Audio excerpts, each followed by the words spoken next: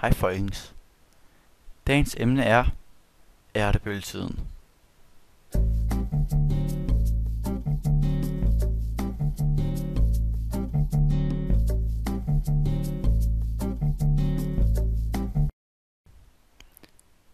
Ærtebølgetiden er den yngste del af jægerstenalderen, fra omkring 5400 til 4000 år før vores tidsregning. Ærtebølgetiden blev udøvet i den sydlige del af Skandinavien.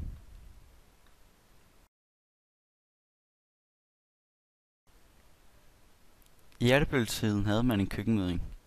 Den lå ca. 200-300 meter væk fra ens boplads. Køkkenmøddingen var 140 meter lang, 20 meter bred og ca. 2 meter høj. I køkkenmøddingen indeholdtes f.eks. snegle, muslingeskaller, østers, skelet for jagtdyr, skelet for pelsdyr. Ja, man begraver faktisk også de døde i køkkenmøddingen. Men har dog også fundet tegn på bålpladser i køkkenmøddingen, så nogle forskere mener, at man har levet på køkkenmøddingen. Men det vil man umuligt kunne holde ud i den stank.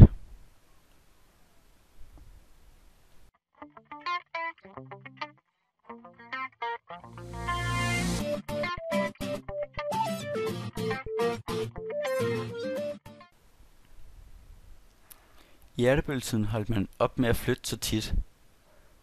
I starten var der kun mellem 40 og 70 personer på et boplads, men det ændrede sig med tiden til mellem 8 og 10.000 personer, fordi man stoppede med at flytte så tit, gjorde nemlig, at børnene overlevede længere.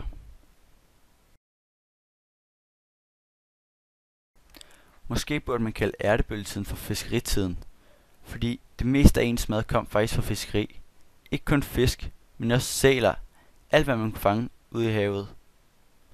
Derfor boede man også tæt på enten en sø eller på havet, for at man lettere havde noget at fange. Man jagtede flere og flere dyr, og til sidst var der næsten ikke flere dyr. Sådan her mener man, at en boplads så ud i ærtebølgetiden. Man boede også helt ude til stranden næsten, eller ved søen. Så det meste af Danmark var rent faktisk dækket af skov. For det eneste, der brugte, det var dyrene, så mennesket kunne ikke komme og ødelægge noget.